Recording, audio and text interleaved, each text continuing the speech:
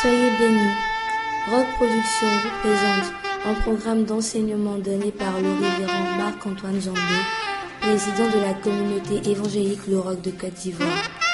Soyez transformés par la parole.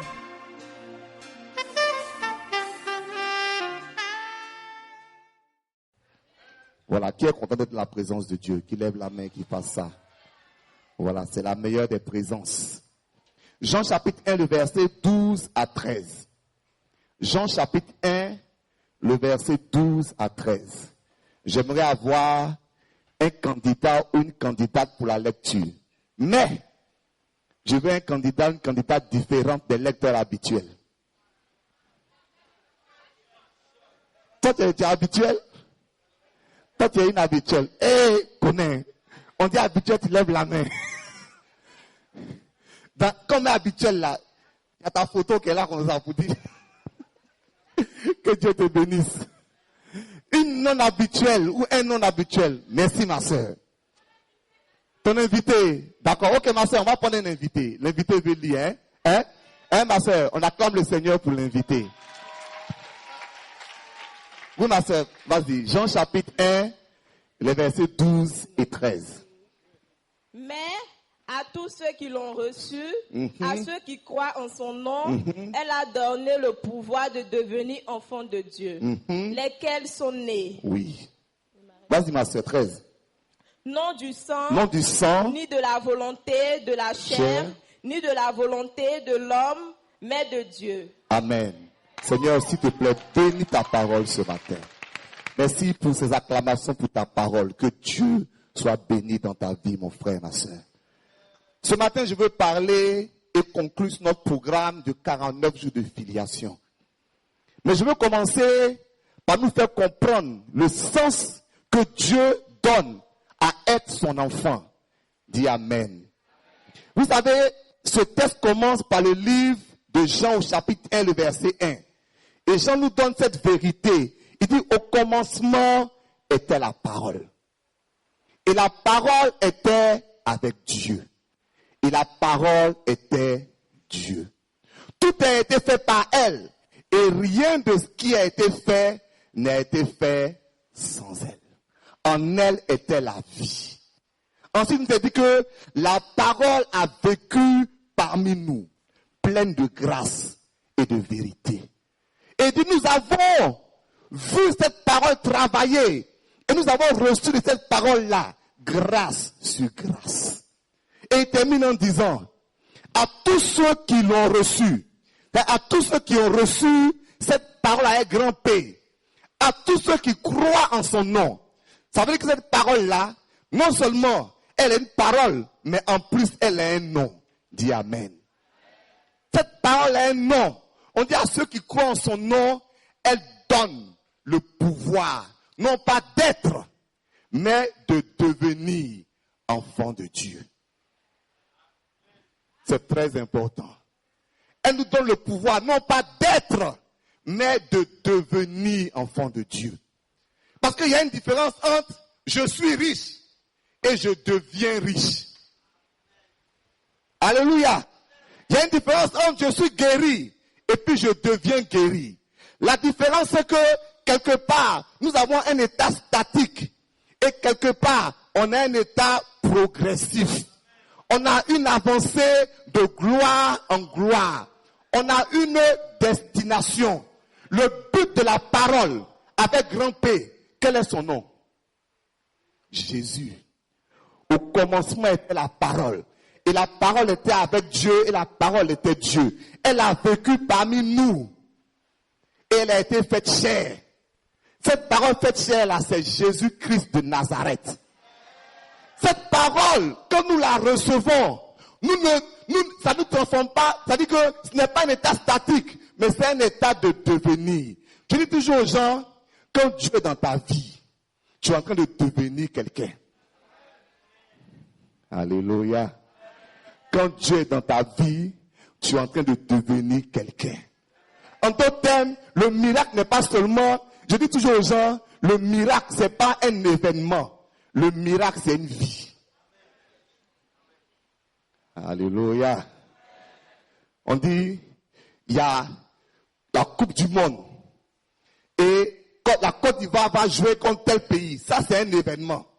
C'est-à-dire c'est limité dans le temps et dans l'espace. C'est quelque chose qui va se passer en un jour particulier et quand ça va finir, c'est fini. Mais je dis que la parole et la bénédiction et la vie chrétienne, c'est une vie. C'est-à-dire ce que Dieu est en train de faire de ta vie là, ce n'est pas pour aujourd'hui et demain seulement. C'est pour que toute ta vie puisse se tourner vers une destinée glorieuse. Est-ce que tu es d'accord avec ça, mon frère? Elle nous a donné le pouvoir de devenir. Donc je suis en train de devenir. Où je suis là, je suis en train de devenir. Regarde-moi bien parce que je suis en train de devenir. En d'autres termes, ce que je suis aujourd'hui, je ne le serai plus demain. En d'autres termes, si tu as vu des fautes dans ma vie aujourd'hui, ne t'inquiète pas, demain tu ne les verras plus. En d'autres termes, si dans ma vie tu as vu des choses qui peut-être tu me vois dans la pauvreté, ne t'inquiète pas. Viens me voir dans 10 ans. Je suis en train de devenir. Si tu m'as vu aujourd'hui et que tout est fermé dans ma vie, ne te presse pas pour tirer une conclusion. Parce que je suis en train de devenir. Est-ce que je parle à quelqu'un? Ce matin, je dis, je suis en train de devenir. Peut-être que je ne suis pas encore. Mais le but de la parole, ce n'est pas que je sois. Le but de la parole, c'est que je puisse devenir. Vous savez, mon frère, c'est tellement profond. Parce que c'est pour ça qu'un chrétien ne doit pas forcément poursuivre le miracle. Parce que le miracle, tel que tu le conçois, c'est un événement. Mais ce que Dieu veut, c'est que tu dépasses le concept du miracle et que tu rentres dans le devenir. Le devenir, ce qui est bizarre, c'est que il dit, c'est comme le vent qui est en train de venir. Tu ne sais pas quand ça a commencé, tu ne sais pas quand ça a terminé. Mais tu étais comme ça et tu es devenu quelqu'un d'autre. C'est là la puissance de la parole de Dieu. Dis à ton voisin, je suis en train de devenir. Dis à quelqu'un derrière toi, je suis en train de devenir. Dis-lui, regarde-moi bien, je suis en train de devenir.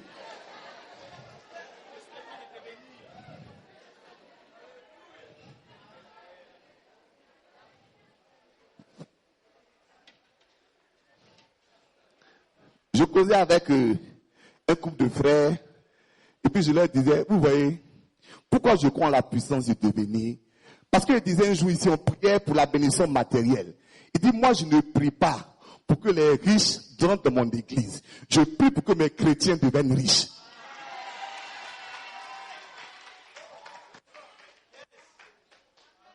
Parce que c'est la puissance du devenir. Je ne veux pas quelqu'un, c'est pas parce que je suis contre eux, mais nous avons tendance à nous asseoir, on dit celui-là, il faut qu'il vienne. S'il vient là, mon église va changer. Mon frère, prends le petit là, qui n'est encore rien, parce qu'il est en train de devenir. C'est lui qui un jour va changer ton église, parce que tu ne sais pas ce qu'il est en train de devenir. Tu ne sais pas qui il est.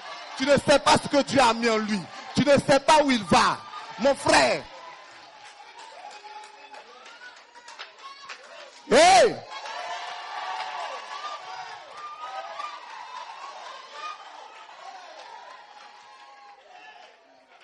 Je dis, je suis en train de devenir. Ma soeur, je te dis, tu regardes le frère comme ça, tu dis, non, il n'est rien. Faut pas dire ça.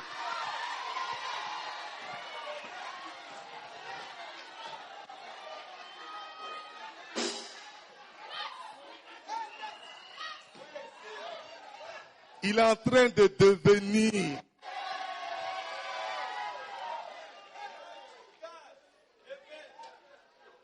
Il est en train de devenir. Le problème, c'est quand il va devenir là. C'est là que toi tu es inspiré. Oh, il est déjà devenu.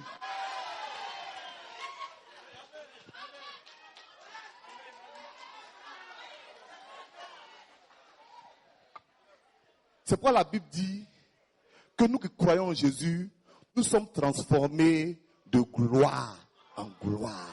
Ce mot veut parler d'une évolution, d'un avancement, même le mot prospérer.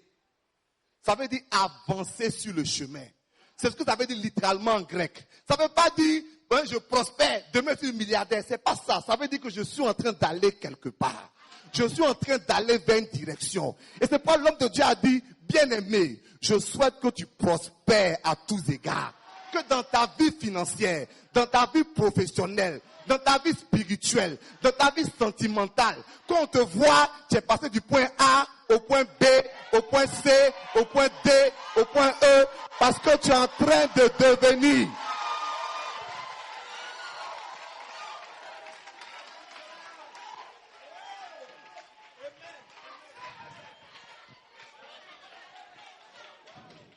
On dit ceux qui l'ont reçu, ceux qui croient en son nom.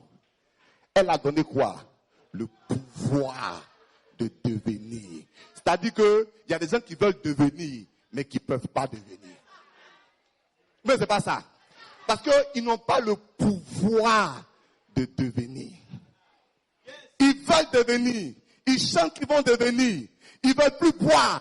Ils ne veulent plus fumer. Ils veulent changer. Ils veulent devenir quelqu'un. Mais ils n'ont pas ce pouvoir de devenir. Mais j'ai une bonne nouvelle pour toi ce matin. Je connais quelqu'un qui a le pouvoir de te faire devenir. Et ce quelqu'un-là, son nom,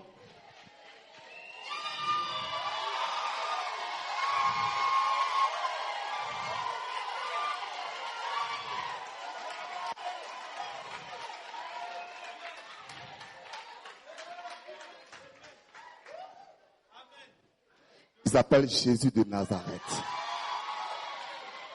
Il s'appelle l'agneau de Dieu, l'étoile brillante du matin, l'alpha et l'oméga, le premier et le dernier, le lion de la tribu de Juda. C'est lui l'agneau de Dieu qui ôte le péché du monde. C'est lui, quand il ferme, personne ne peut ouvrir. Et quand il ouvre, personne ne peut fermer. C'est lui qui détient dans sa main les clés de la mort et du séjour des morts.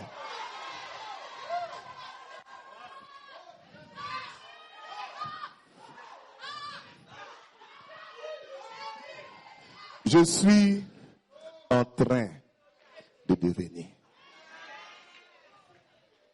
Et je crois que toi aussi tu es en train de devenir.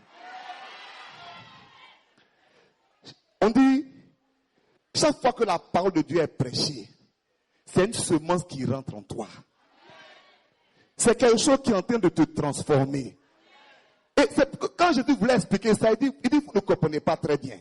Il dit, quand tu sèmes une plante dans le sol, tu n'as pas besoin de regarder toutes les 5 minutes pour voir. Tu dors, tu t'as dit, mais un moment, la plante va sortir.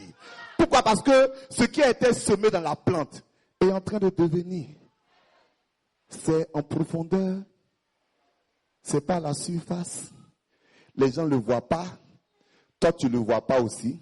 Peut-être que tu es découragé. Mais le jour du devenir, là, va venir un jour. Quand ce jour va venir, ce qui a été planté en toi va émerger, va produire, va donner du fruit. Et ce que les gens ne voient pas sera révélé. C'est pourquoi la Bible dit, ce que vous êtes n'est pas encore manifesté. Mais un jour, ce que tu es sera manifesté. Parce que tu es en train de... Et... Il y a ton voisin, je suis en train de devenir. Et comme nous sommes dans la filiation, je veux prendre les 7 personnes que nous avons choisies et vous montrer comment eux aussi ils sont devenus. Alléluia. Ruth est devenue membre de la famille de Dieu. Car c'est là la première étape du devenir. Ruth était moabite. La Bible a dit que aucun moabite ne va même rentrer dans le temple. On n'a même pas dit ils vont, c'est-à-dire qu'on ne veut même pas les voir. De génération en génération. On ne veut même pas les voir dans l'entourage même de la maison de Dieu. Est-ce que tu comprends ça? C'est même pas pour dire, on dit, on veut même, c'est-à-dire où on dit on adore Dieu là. Hein? Si on voit un moabite, on dit toi quitte là. Donc par définition, elle était loin de la famille de Dieu. Elle était loin de la maison de Dieu. Mais elle est devenue, non seulement membre de la famille de Dieu, mais elle est devenue l'ancêtre de Jésus de Nazareth. Ça veut dire quoi? Que ton origine c'est pas une difficulté pour Dieu. Que ce que tu es aujourd'hui n'est pas un problème pour Dieu. Je ne sais pas si tu es alcoolique, si tu es drogué, ça m'intéresse pas. Ce que tu es n'a pas d'importance. Je ne sais pas si tu es riche ou bien tu es pauvre, ça m'intéresse pas. Mais elle a dit une chose, elle dit, où tu iras, j'irai. Ton Dieu sera mon Dieu. Ton peuple sera mon peuple. Et où tu mourras, je mourrai et je serai enterré. Ce jour-là, elle est devenue. Je parle à quelqu'un ce matin qui veut devenir. Je ne sais pas ton origine, je ne sais pas comment, ni ta situation, mais ce matin, tu peux devenir.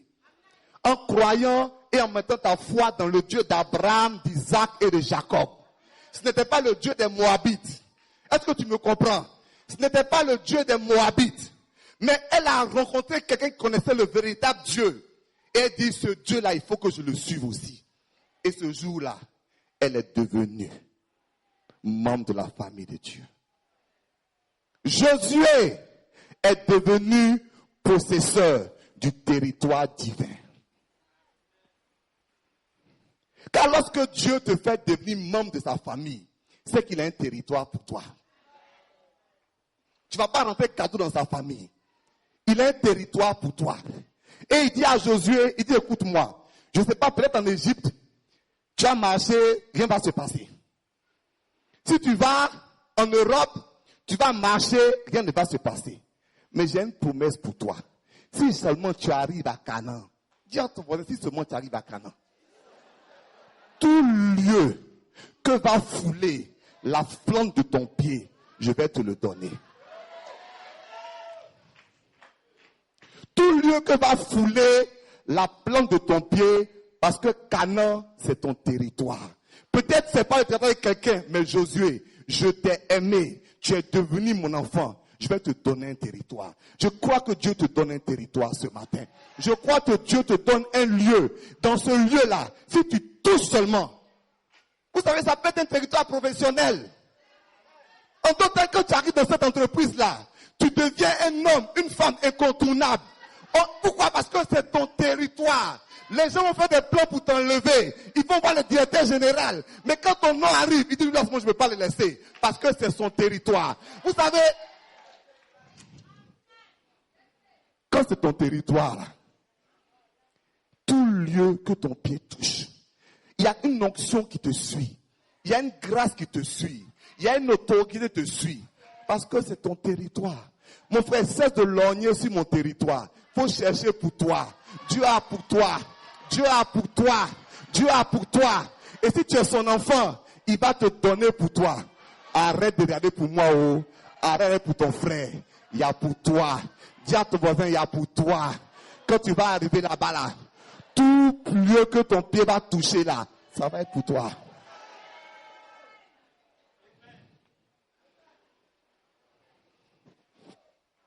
Jacob est devenu possesseur des promesses de Dieu. Alléluia. Ruth est rentrée de la famille de Dieu. Josué est devenu possesseur du territoire divin. Jacob est devenu possesseur des promesses de Dieu. Pourquoi? Parce que Dieu est le Dieu d'Abraham et d'Isaac. Et il y avait des promesses qui étaient sur la vie de ces gens. Il dit, moi aussi là, je veux que cette promesse s'accomplisse pour moi. Je connais les projets que j'ai pour vous. Projets de paix et non de malheur. Afin de vous donner un avenir et de l'espérance. Dieu, moi j'aime les promesses de Dieu. Hein. Je connais une soeur il n'y a pas longtemps qui avait dit, écoute, voilà ce que tu vas faire. Tu vas écrire partout. Je lui ai dit, tu prends ta Bible, tu écris. Parce qu'elle avait un problème de ce qu'on appelle self-esteem. C'est-à-dire, elle avait des difficultés pour se considérer. J'ai dit, écoute, tu vas faire quelque chose. Tu vas croire ce que Dieu dit de toi. Et au lieu de ce que les hommes disent de toi, tu vas écrire devant ta maison, je te loue, Seigneur, de ce que je suis une créature si merveilleuse. Tu vas coller quelque part. Tu vas coller quelque part d'autre. Je suis la prunelle des yeux de Dieu. Dieu donne l'Égypte en rançon pour moi. Tu vas coller quelque part que si des langues s'élèvent contre moi, ça ne vient pas de Dieu. Et que toute langue qui sera contre moi, je la condamnerai. Parce que tel est l'héritage des serviteurs de Dieu. Tu vas coller quelque part que Dieu m'a tellement aimé qu'il a donné son Fils unique pour mes péchés. Tu vas coller quelque part toutes les promesses de Dieu et ta vie va changer. Dieu a un plan pour toi, mon frère. Il ne faut pas croire le diable. C'est un menteur. Même quand il dit la vérité, il ment.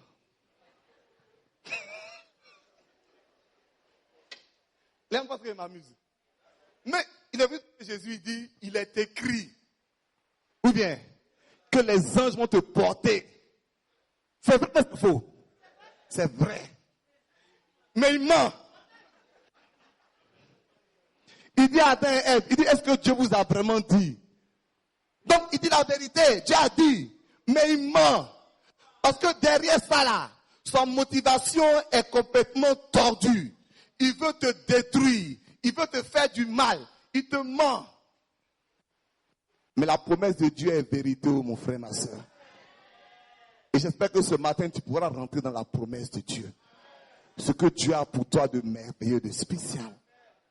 Je voudrais que tu puisses entrer par en devenir possesseur de l'élévation de Dieu. Comme Salomon a été. Où Dieu a dit à Salomon, il dit, mon petit, personne ne va t'atteindre même dans le monde ici. Il dit, tu seras élevé. Tu seras incontournable. Tu seras quelqu'un. Les gens parleront de toi. Ce n'est pas de l'orgueil. C'est que tu es un enfant de Dieu. C'est que tu es spécial. C'est que tu es particulier. C'est que tu es glorieux. C'est qu'on ne va pas t'enterrer un matin et puis on ne sait pas ce que tu es devenu. Ça, je ne suis pas d'accord. Moi, je ne sais pas dans quoi Dieu va m'établir. Mais je sais que le jour où on va m'enterrer là, les gens vont dire, voici un homme qui est en train de partir. Parce que Dieu aura fait quelque chose de spécial dans ma vie et dans mes circonstances. Si tu deviens, tu vas pouvoir rentrer dans la puissance de Dieu comme Élisée. Un homme de miracle. Un homme de feu. Oh, tu ne dis pas, le miracle c'est seulement pour les pasteurs. Non, où tu es assis là, tu as besoin de l'onction de Dieu. Et tu es assis, tu as peur d'aller au village. Tu es assis à Abidjan ici là.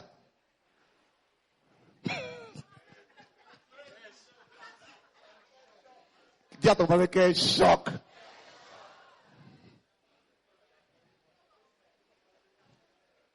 Quand on va l'être, puis à ton point du village même. Tu viens pas ouvrir la lettre. Tu appelles tes enfants, dis, mes enfants, on a besoin ici là. Vous ne mangez pas quelque part. Vous ne dormez pas quelque part. Vous ne buvez pas quelque part. Vous ne sortez pas quelque part. Vous ne parlez pas avec quelqu'un. Aïe. Parce que tu as peur. Mon frère, ils n'ont qu'à avoir peur de toi. Est-ce que je dis ils n'ont qu'à avoir peur de toi? Mais c'est possible. Parce que tu vas recevoir l'onction de Dieu. Tu vas recevoir la capacité spirituelle que Dieu donne. Et si quelqu'un s'amuse à se tourner vers toi,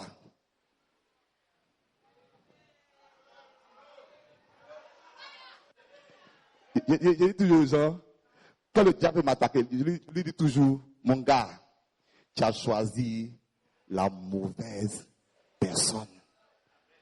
Dans les 6 milliards d'êtres humains là, cherche ailleurs. Cherche encore. Je pense qu'on t'a mal conseillé. Quelqu'un était venu dans cette assemblée il y a quelques années avec pour objectif de détruire l'assemblée. Je ne sais pas que je souhaite ça pour quelqu'un, mais il est mort. Et au moins il mourait, il criait. Il parlait à la personne qui l'a envoyé à l'église ici là. Il dit, tu m'as eu. Pourquoi tu m'as envoyé ici? C'est authentique, hein? Qui peut témoigner? Qui peut confirmer? Bon, voici ceux qui étaient à l'église dans ce temps-là. Il dit, pourquoi tu m'as envoyé ici? Tu m'as eu. Il se plaignait de la personne. Moi, je ne l'ai pas vu. Moi, je ne savais pas qu'il faisait ça. Hein? Moi, je le prenais pour un bon frère. Sérieux. Parce que le sorcier, quand il vient, il montre le sorcier. Mais le Saint-Esprit était présent. Dans la semaine, on dit les malades. Le temps que je m'aperçois, on dit les décédés. Je demande, on dit, voilà comment il criait avant de mourir. Il y a une autre qui est venue ici un matin, elle va renverser l'église. Elle criait, mon pied! Mon pied! On dit, ma soeur, il y a quoi? Mon pied! Elle dit, non, je voulais renverser l'église. Elle dit, ah. Mon frère, l'église qu'on renverse là, il faut venir me voir et te donner l'adresse. Tu t'es trompé. Qui t'a blagué même? Il y en a qu'on renverse. Viens et te donner l'adresse. Ici, là, on ne renverse pas. Parce qu'on a l'onction et la puissance de Dieu. Dis à ton voisin, Satan, tu t'es trompé.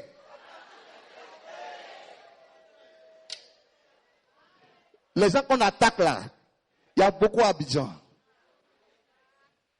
Il y a beaucoup à Abidjan. Il faut venir si tu veux. Je vais te donner une adresse. Mais moi là, on ne m'attaque pas. Parce que je suis devenu un enfant de Dieu. Et en devenant un enfant de Dieu, je suis rentré dans la puissance et l'onction de Dieu, comme Élisée. Mes frères, mes sœurs, quand nous devenons enfants de Dieu, nous entrons dans le rêve de Dieu.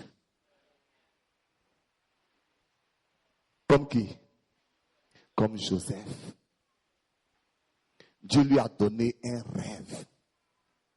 Dieu lui a donné quelque chose qui dépassait ses circonstances. J'étais à Bonoumé dimanche passé et je leur disais, tant que Joseph n'avait pas le rêve, c'était l'ami intime de ses frères. Le jour qu'il a dit, voici le rêve que j'ai fait. Le verset suivant dit, et ses frères se mirent à haïr Joseph. Mon frère, ma soeur, pourquoi tu te plains que tu as des adversaires? Pourquoi tu te plains que tu as des ennemis? Donc j'étais à Bonoumé, puis j'ai dit, vous allez acclamer vos ennemis maintenant. Et je répète, qui va acclamer son ennemi maintenant?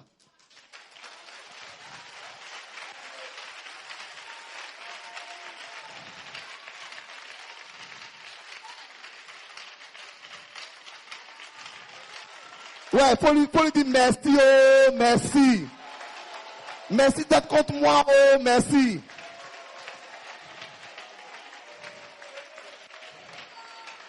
Vous savez pourquoi je dis merci d'être contre moi? Regardez l'histoire de Joseph. On dit ses frères l'ont haï. Ils ont fait quoi? Dieu lui a promis, il dit, toi Joseph là, je vais t'élever. Tes frères vont venir se mettre à genoux devant toi. Ils l'ont haï, ils l'ont pris, ils l'ont mis dans un trou et puis ils l'ont vendu comme esclave en Égypte. De esclave devenu prisonnier, de prisonnier devenu premier ministre, de premier ministre, ses frères sont venus se mettre à genoux. J'ai une question. Si Joseph était resté en Israël, est-ce que ça allait arriver?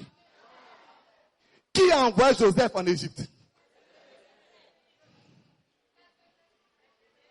Ou bien, ce sont ses ennemis qui l'ont envoyé en Égypte.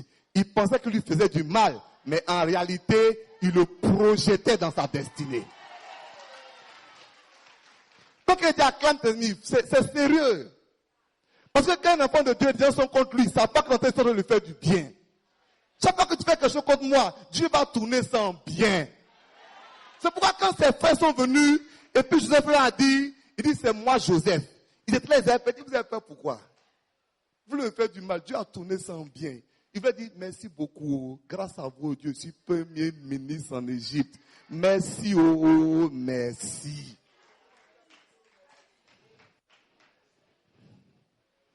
Toi tu es là, il est contre moi. Mais s'il est contre toi, il faut dire gloire à Dieu. En réalité, pourquoi? Parce que si tu ne fais rien dans la vie, tu n'auras personne contre toi. Quelqu'un dit, dès que tu veux faire quelque chose dans la vie, tu as 3 opposants. Ceux qui ne veulent rien faire, ils sont tes opposants. Ceux qui veulent faire la chose contraire, ils sont tes opposants. Ceux qui veulent faire la même chose sont tes opposants. Mais c'est pas ça. Non, finalement, quand tu dis, voilà ce que je veux faire, en même temps, il y a des gens pour se positionner contre. Gloire à Dieu. Continuez à vous positionner contre moi. Continuez à comporter contre moi. Faites ce que vous voulez. Mais je dis une chose, vous ne pourrez jamais empêcher le projet et le programme de Dieu dans ma vie.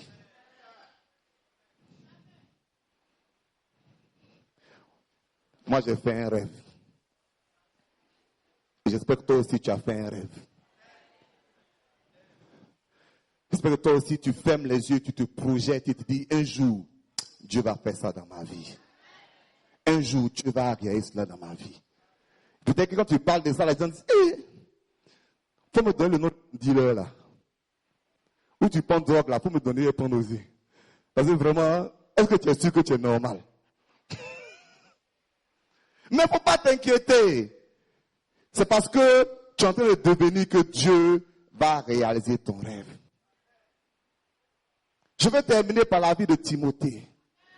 Parce que Timothée nous apprend que quand tu deviens enfant de Dieu, tu deviens en même temps un serviteur de Dieu. Dieu a besoin de gens qui vont le servir, qui vont disposer leur temps, leur trésor, leur talent pour que son œuvre avance, pour que son œuvre se développe, pour que son œuvre aille de l'avant. Et je crois qu'il y a des serviteurs de Dieu avec nous ce matin. Des gens comme Timothée. Que Dieu te bénisse. Est-ce que tu veux devenir ce matin? Je vais terminer par 2 appels. Je vais d'abord appeler ceux qui, ce matin, veulent devenir enfants de Dieu. Indépendamment de ton origine, de quoi que ce soit, tu dis, ce matin, je veux devenir un enfant de Dieu. Et pour ça, je veux simplement me tenir debout à ma place et dire à quelqu'un, Seigneur, je veux devenir ton enfant ce matin.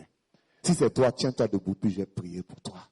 S'il y a 1, 2, 3, 4, 10, 20 personnes, je veux que tu te tiennes debout et dis, Seigneur, ce matin, je veux devenir ton enfant. Tu peux naître de nouveau, tu peux tout recommencer, balayer ta vie passée et repartir à zéro, et repartir à zéro avec Jésus pour berger. Et repartir à zéro, et repartir à zéro, avec Jésus pour berger. Seigneur, tu peux naître de nouveau, tu peux tout recommencer, balayer ta vie passée. Et repartir à zéro, et repartir à zéro, avec Jésus pour berger. Et repartir à zéro, et repartir à zéro, avec Jésus pour berger. Seigneur, tu peux être pardonné de tous tes péchés passés, car Jésus a tout payé. Et repartir à zéro, et repartir à zéro, avec Jésus pour berger.